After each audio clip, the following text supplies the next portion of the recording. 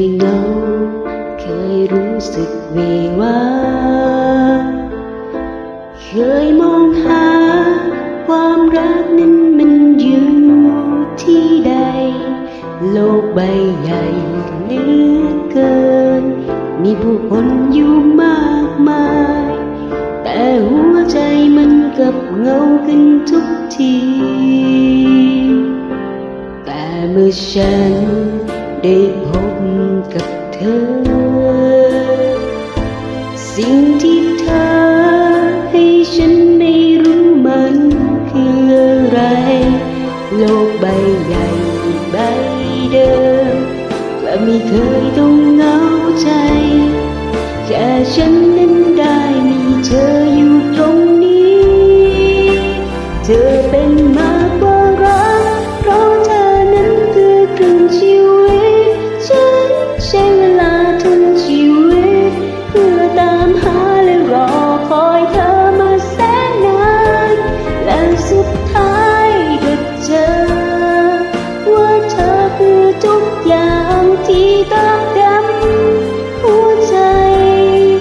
จากนี้ทุกลมหายใจฉันคือเธอ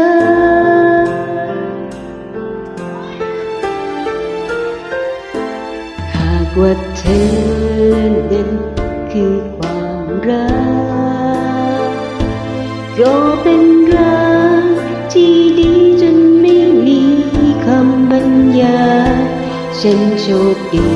เหลือเกินที่มีเธอเดินข้างกายชีวิตนั้นได้เติมเต็มสิ่งที่ขาดหายเธอเป็นมากกว่ารักเพราะเธอนั้นคือครึ่งชีวิตฉันใช้เวลาทั้งชีวิตเพื่อตามหาและรอคอยเธอมาแสนนานและสุดท้ายก็เจอว่าเธอคือทุกอย่างที่ต้องการหัวใจจากนี้ทุกลมหายใจฉันคือเธอ